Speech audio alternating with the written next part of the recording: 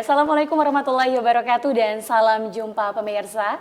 Bahagia rasanya saya Ayu Purnama menjumpai Anda tentunya dalam program acara kesayangan Anda yaitu Lebih Dekat. Nah, untuk di edisi kali ini saya akan mengajak Anda untuk mengenal dan juga memahami lebih dekat lagi tentunya adalah salah satu tokoh publik yang sangat luar biasa, di mana ide dan juga gagasan beliau ini sangat visioner, dikenal dengan kerendahan hatinya, dan juga ini dicintai oleh masyarakat Sulawesi Tenggara. Dan yang pastinya tentunya memberikan inspirasi yang sangat luar biasa juga untuk masyarakat Sulawesi Tenggara. Dan langsung saja di sebelah kiri saya sudah bersama dengan Wakil Gubernur Sulawesi Tenggara yaitu Bapak Insinyur Hugua. Assalamualaikum Pak Wagub. Waalaikumsalam. Aduh jadi deg-degan ini. Selama ini tuh pertama kali saya berdampingan oleh Pak Wakil Gubernur Sulawesi Tenggara dan alhamdulillah terima kasih Bapak untuk kesempatan yang sudah diberikan oleh tim TVRI Sultra. Nah, Pak Wagub, yaitu Bapak Insinyur Hugua, di mana saya mengetahui beliau adalah seorang bupati 2 periode Kabupaten Wakatobi, selanjutnya adalah anggota DPR RI perwakilan Sulawesi Tenggara dan saat ini menjabat sebagai Wakil Gubernur Sulawesi Tenggara. Masih banyak masyarakat Sulawesi Tenggara, masyarakat awam yang belum mengetahui ini seperti apa sih sebenarnya Hugua kecil dan seperti apa lingkungan Hugua saat bertumbuh. Silakan Pak Hugua. Ya, jadi sebelum saya mulai, pertama Ayu terima kasih kepada semua penonton di mana saja Anda berada. Jadi pertanyaan ini sebetulnya mengingatkan saya masa-masa kecil ya. Jadi saya bersyukur bahwa lahir di sebuah tempat di Pulau Tomia di Wakatobi, miskin lagi ya. Kadang-kadang kita bisa punya karakter karena kondisi masa lalu. Oleh karenanya maka saya bangga pada saat itu lahir miskin lagi. Kedua, setelah umur 2 tahun saya bersyukur juga ya. Akhirnya syukuri. Saya ditinggal oleh ibu. Harus hidup dengan nenek. Dan seterusnya harus mencari makan sendiri. Memancing, cari buah-buahan, cari ubi-ubian untuk makan. Dan pada saat itu lalu saya bertumbuh belajar. Karena tidak ada sesuatu yang diandalkan kecuali diri ini. Ya pada akhirnya saya ada sosok yang namanya Soekarno. Jadi ketika kecil saya dengan segala macam kekurangan, lalu ada terpetik di pikiran saya. Soekarno ini kok hebat sekali, bisa berbahasa Inggris, bisa pidato berapi-api. Sementara saya dengan kondisi kemiskinan ini, kondisi yatim pada saat itu, lalu nama saya itu Hugua. Hugua itu bermakna tatakan, talenan ya. Kira-kira jadi potongan segi 4 itu.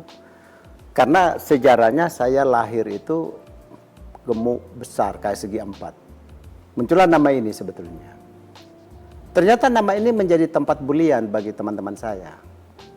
Tapi Hugua kecil merasa, ya kok dibuli-buli saya. Ada yang membuli tentu punya orang tua lengkap, anaknya haji dan seterusnya. Lalu saya terpetik di pikiran saya harus jadi Insinyur Soekarno seperti itu supaya saya akan buktikan nanti. Bahwa bulian kamu itu tidak seperti itu nanti saatnya. Itulah yang mendorong Hugua bertumbuh. Karena dibuli, direndahkan oleh kelompok-kelompok sekitarnya. Lalu saya punya tokoh yang namanya Soekarno. Sehingga di hati saya punya komitmen.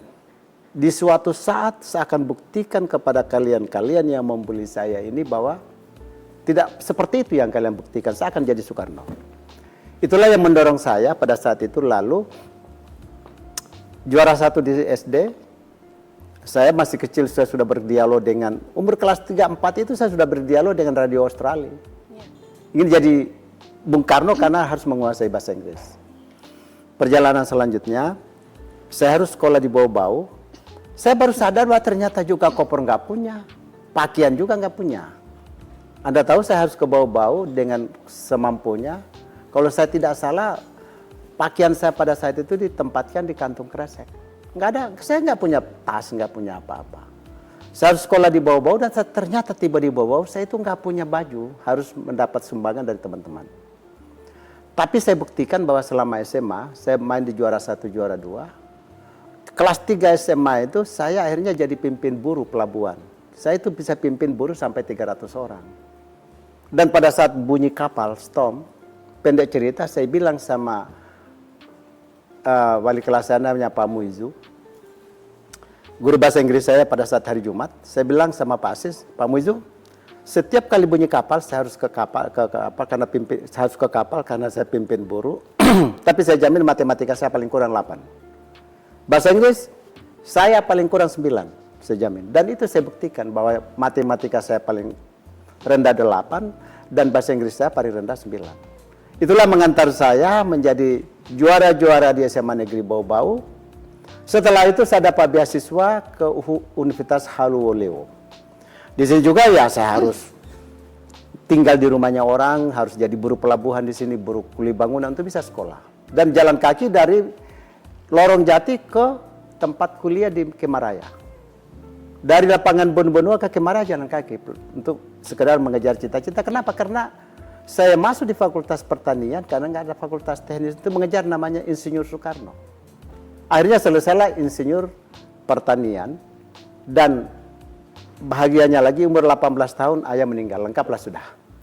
Saya harus berdiri sendiri dengan kekuatan saya sendiri.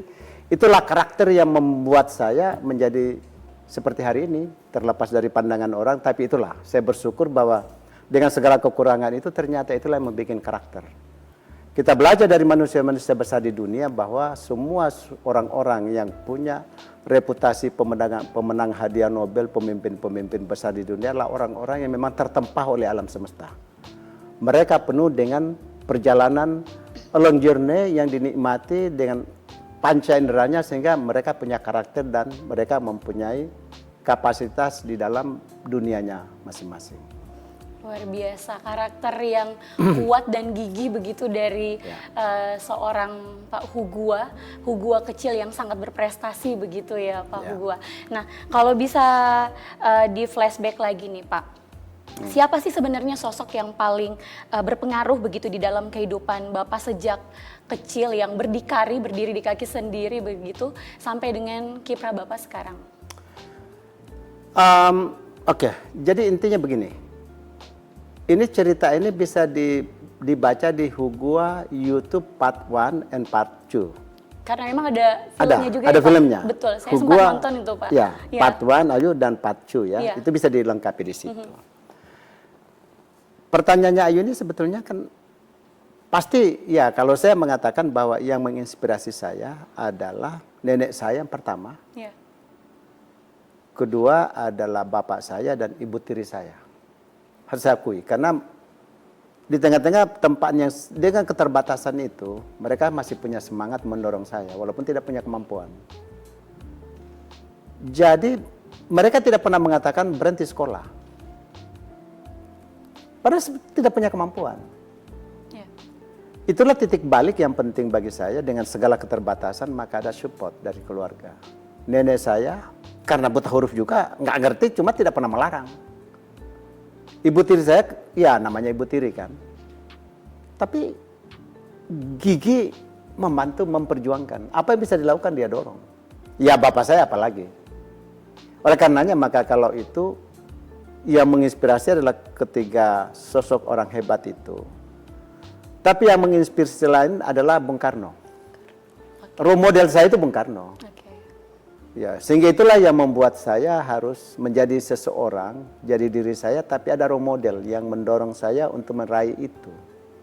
Sekarang saya belum raih, tetapi dalam titik itu, ya paling tidak itulah yang mendorong saya sampai di titik ini.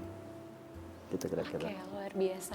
Dan memang dukungan keluarga itu tidak luput begitu ya Bapak, dari keberhasilan ataupun Ya. Kesuksesan kiprah dari Pak Hugua sendiri. Nah, Pak, kalau bisa dilihat juga nih, Pak, dari perjalanan hidup Bapak yang tadi sudah Bapak ceritakan secara singkat dan juga ada di YouTube begitu, dari masa kecil sampai dengan sudah berprestasi sangat luar biasa begitu menjadi bupati dan anggota DPR RI begitu. Nah, ada pondasi hidup nggak sih, kayak prinsip hidup gitu Pak, yang mungkin pengen disampaikan ke seluruh masyarakat bahwa saya bisa seperti ini ya karena saya punya prinsip ini gitu Pak? Iya, jadi yang menginspirasi saya ayah saya sebetulnya. Ya.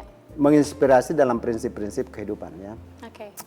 Jadi ayah saya selalu mengajari saya, Hugua, yang kau tinggalkan nanti adalah sebuah nama. Itu terngiang terus.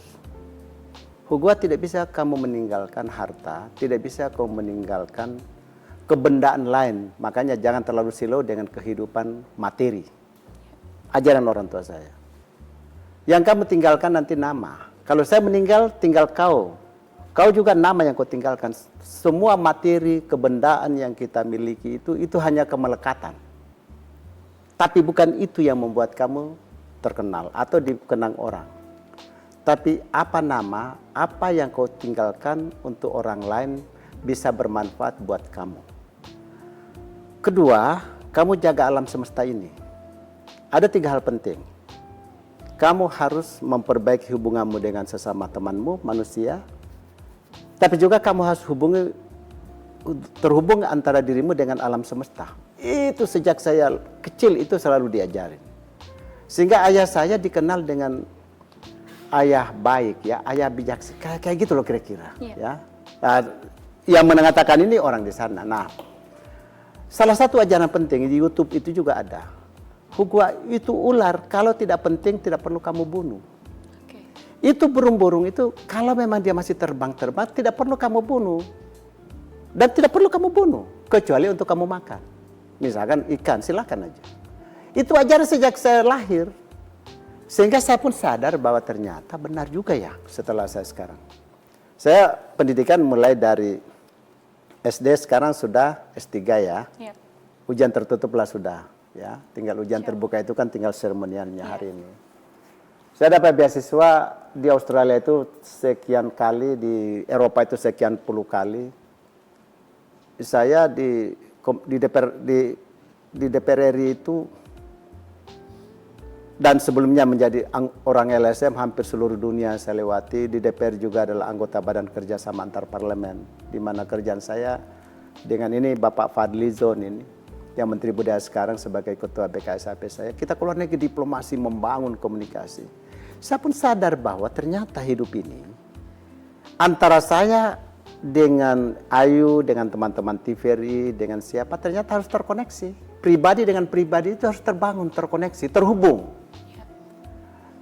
Dari kata saya, atau kamu, menjadi ternyata bukan kamu atau saya, tapi ternyata kita. Ternyata dunia ini milik kita bareng, bukan milik saya, bukan milik aku, bukan milik aku, bukan milik aku, bukan milik kamu, tapi ternyata milik kita bareng. Tapi ternyata kita ini bersama-sama di dunia ini, Ayu, tapi ternyata kita injak bumi Sulawesi Tenggara yang harus seimbang. Yang kita kenal dengan ekosistem. Pohonnya masih utuh, kira-kira begitu. Kalau itu terpakai, maka hanya pada batas tertentu. Airnya masih mengalir dengan bagus. Debu-debu yang bertebaran itu masih bisa kita hirup dengan baik. Oksigen masih sempurna.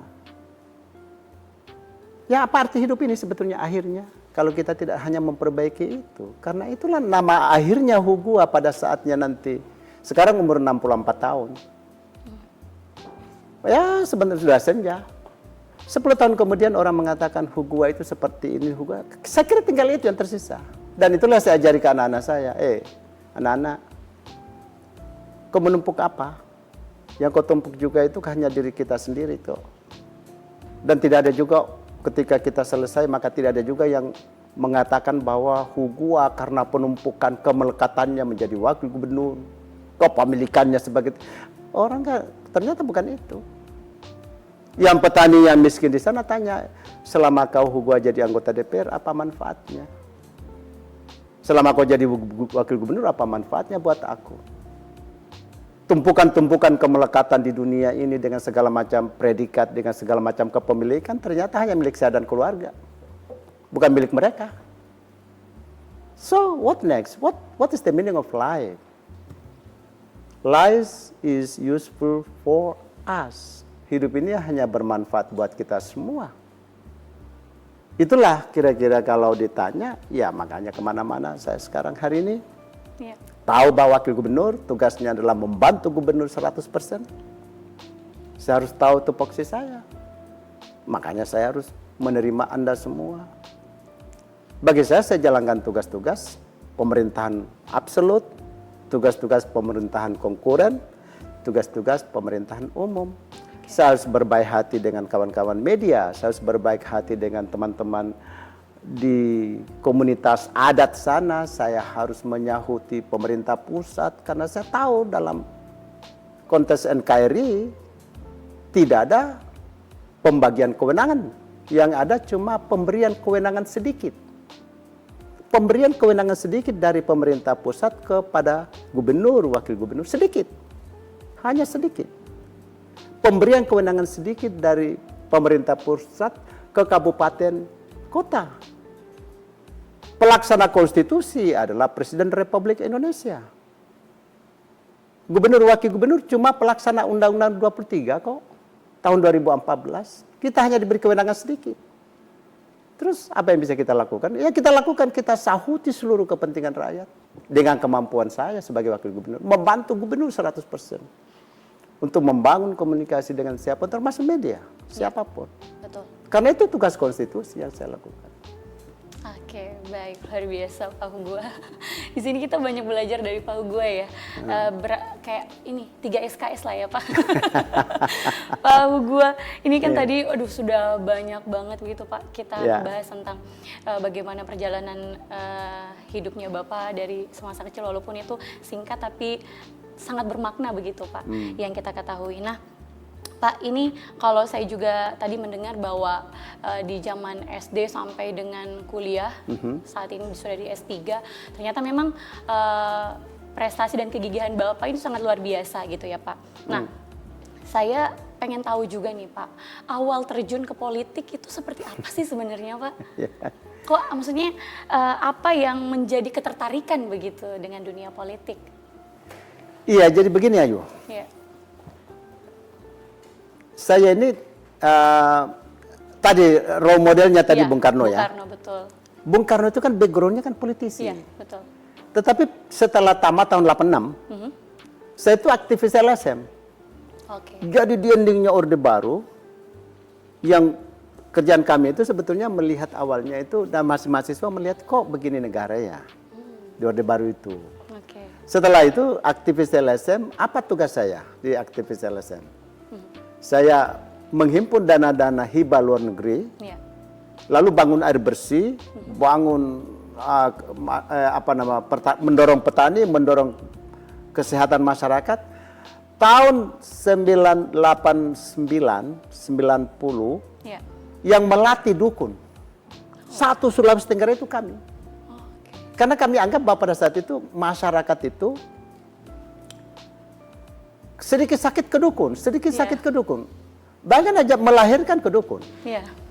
Lalu kami dengan PCI namanya Project Concern International, satu LSM dari San Diego, kita latih dukun, bagaimana tata cara kombinasi antara ilmu kedukunan tradisional dengan ilmu kedokteran.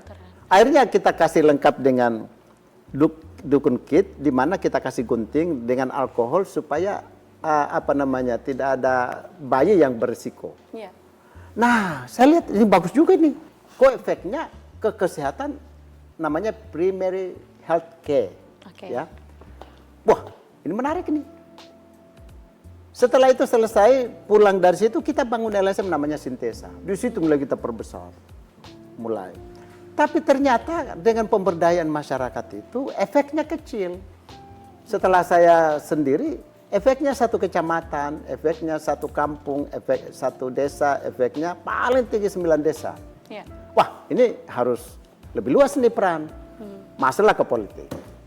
Nah, setelah politik pimpin satu kabupaten, pengaruhnya 102 desa, 8 kecamatan Wow. dengan jumlah penduduk 140.000 jiwa. Wah, luas Jadi itulah sekali. yang mendorong saya jadi politik dari aktivis LSM. Iya. Ternyata di politik lebih banyak kita membantu orang. Oke, Gitu. baik. Masuklah partai politik sampai sekarang. Iya, Gitu Masya aja. Allah, siap Pak Hugua.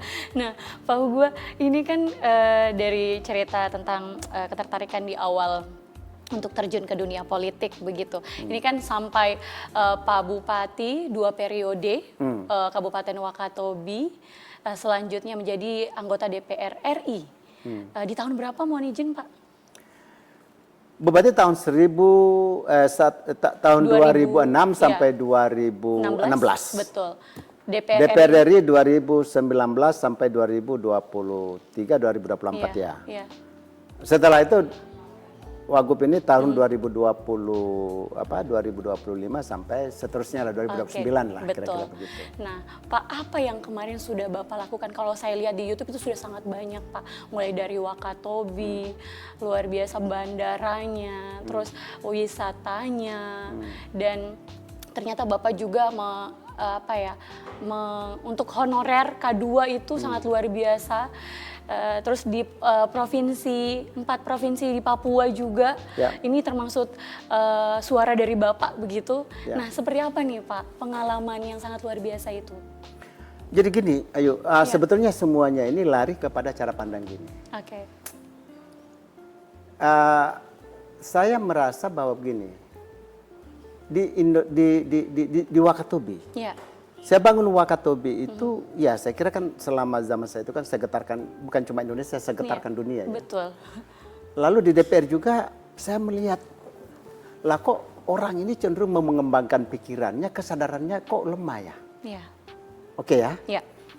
Jadi apa yang menjadi pikiran saya terakhir ini, Ayu, sungguhnya, yang Ayu katakan tadi. Iya. Saya tuh ingin kita itu menyadari bahwa pembangunan itu sebetulnya pembangunan fisik. Oke. Pembangunan itu pembangunan dimensi ke dalamnya dunianya manusia. Ya. Ini agak filosofis ya. Iya. Jadi Hugua ini penampakannya ini, apa yang Anda lihat Ayu cuma 10% dari apa di dalam dunianya Hugua. Oke. Jadi selama saya pimpin Wakatobi saat itu, saya bangun jiwanya manusia, jiwangan staf saya, sehingga hasilnya itu adalah gejala yang di permukaan. Lama ini teorinya ini. Ya. Jadi saya sekarang jadi wakil gubernur, bagaimana kita bangun kesadaran bahwa inner beauty, semua aparat, semua masyarakat kita perbaiki ke dalam. Jangan selalu merendahkan orang, mengatakan kamu. Sadar juga bahwa kita pemimpinnya juga banyak kelirunya. Jangan selalu masalah kita lepas ke masyarakat bahwa Anda yang salah. Ya. Jangan semua masalah kita lepas kepada bawahan bahwa kau yang salah. Barangkali saya juga wakil gubernur ini banyak salahnya. Karena kalau pembangunan yang hanya kita menyalahkan ke bawah, Ya. maka karakter pembangunannya mengejar apa? Mengejar, namanya itu kalau dalam Islam kami itu simptom, gejala. Misalkan, ya saya katakan, begitu ada kosong di sana, tanam. Begitu ada jalanan macet, adalah buka jalan. Itu kan gejala. Tapi membangun kesadaran orang bahwa mungkin lebih bagus kita naik kendaraan umum supaya tidak terlalu penuh jalanan. Itu jauh lebih penting, karena apa? Cara pandang itu yang harus dibangun. Jadi bangun dunia dalamnya siapapun, baru kita bangun fisik. Karena fisik dibangun oleh pemimpin-pemimpin kita yang punya dunia dalam bagus. Ya dunia dalam ini tentu pemahaman agama pastinya, pemahaman budaya pastinya, kearifan pastinya. Ya. Jadi 90%, ayo Hugua ini, Ya. 90% lah dimensi kejiwaan. Dimensi unconsciousness namanya. Hanya 10% logika. Ya. Jadi ilmu saya 10% itu yang saya peroleh di UHO, yang saya peroleh dengan IP itu cuma 10% berpengaruh pada kesuksesan Hugua. 90% lebih kepada bagaimana memahami tata nilai, kebudayaan, kearifan lokal, bagaimana tata nilai di Kalosara Tolaki, bagaimana tata nilai Murtabat 7 yang ada di Bau-Bau, di Buton, bagaimana Raha, bagaimana Moronenes. Itu tata nilai. Bagaimana perspektif kejiwaan aku itu jauh lebih penting dan 90% berpengaruh daripada 10% hanya karena keterampilan, logika yang muncul dari sini. Dari sini ke atas kan sebetulnya akal. Iya. Tapi di sini itu budi. Budi itu cuma 90%. Akal itu cuma 10%. Itulah sebetulnya. Itu yang saya ingin, kalau Ayu mau apa, itu saja. Bagaimana barang ini tersosialisasi ke masyarakat dan bagaimana kami-kami pemimpin ini menjadi contoh. Ya, bukan kami-kami pada pemberi cerita hanya mau menginstruksikan, tidak. Sehingga saya katakan bahwa guru yang betul adalah guru yang mempelajari muridnya. Beda loh ya. Ya. Guru yang benar itu mempelajari muridnya, bukan murid mempelajari gurunya. Karena kalau kita belajar murid, maka kita mendidik. Tapi kalau kita murid belajar ke kita, berarti kita mengajar. Beda itu. Beda itu. Ya. Beda itu. Ini lebih kepada dimensi psikologi, ini lebih kepada dunia dalamnya. Pak Hugua, ini kan waktu kita tuh sangat singkat Pak, 30 menit doang. Tapi nanti insya Allah bakal kita buat lagi nih program untuk bersama dengan Pak Wakil Gubernur Sulawesi Tenggara, Pak Hugua, lebih lama lagi. Tapi saya mau sedikit menyinggung begitu Pak, karena saya sering melihat Bapak sering berkunjung begitu ke tempat wisata, budaya, ekspor juga. Dan beliau adalah Ketua Ekspor Sulawesi Tenggara. Dan terlihat bahwa ekspor kita Sulawesi Tenggara meningkat begitu Pak. Nah, itu sedikit mungkin secara singkat begitu Pak. Dan terakhir pesan-pesan Bapak untuk kedepannya Provinsi Sulawesi Tenggara ini seperti apa? Jadi kita Provinsi Sulawesi Tenggara menurut Bea Cukai adalah akselerasi ekspor tertinggi di Indonesia, non migas. Akselerasi bukan jumlah ekspor. Jadi memang kita mulai dari Maret ini kita genjot ini sekarang. Dan you tahu Ayu, sebentar lagi akan kita ekspor langsung dari port yang ada di Kota Kendari langsung ke luar negeri. Sebentar lagi, sementara berjalan nih. Ya, satu. Pertanyaannya tadi terakhir apa sih? Pesan ataupun harapan begitu. Harapan. Tapi sebelum Pak mau izin Pak Wagub, katanya ada kalender pariwisata juga ya? Jadi pariwisata ini kan sedikit. Jadi pariwisata ini menghitung 17 sektor, mendorong 17 sektor. Ya. Oleh karenanya maka pariwisata itu bukan industri, tapi dia mendorong semua sektor. Nah, di tahun depan akan ada 8 klaster event internasional secara internasional yang akan kita dorong ya. Nah itu, jadi akan kita mulai tahun depan insya Allah. Siap Pak Wagub. Lanjut Pak. Terakhir. Apa lagi? Yang terakhir tadi harapannya, pesan-pesannya untuk masyarakat Sulawesi Tenggara dan untuk Provinsi Sulawesi Tenggara. Jadi pertama untuk masyarakat Sulawesi Tenggara, ayo kita saling mendorong, saling memperkuat. Karena lawan kita atau teman tanding kita bukan antar kabupaten, tapi antar provinsi. Jadi kita harus bareng 17 kabupaten kota saling bahu-membahu dengan pemerintah provinsi. Ayo kita tampilkan Sulawesi Tenggara di mata provinsi sekian 37 sampai sekian provinsi ini kita berada pada posisi yang terbaik bila perlu. Ayo Provinsi Sulawesi Tenggara kita harus bertanding dengan provinsi-provinsi lain di luar negeri. Kita harus melihat bahwa Sulawesi Tenggara ini adalah satu bagian dari bumi. Oleh karenanya maka tidak ada tempatnya untuk kita saling menghakimi antara satu dengan yang lain. Tidak ada tempatnya lagi untuk saling merendahkan satu dengan yang lain. Ayo kita bareng. Karena kita harus tampil di dunia yang lebih besar. Bukan kita pecah-pecah untuk menampilkan kabupaten masing-masing. Tapi kita menyatu untuk kita tampil lebih besar di depan pentas internasional. Baik. Terima kasih Pak Insinyur Hugua selaku Wakil Gubernur Sulawesi Tenggara atas waktunya untuk bisa sharing ke kami, ke masyarakat Sulawesi Tenggara. Dan tentunya semoga apa yang sudah diceritakan tadi oleh Pak Wakil Gubernur Pak Insinyur Hugua dapat menginspirasi kita semua.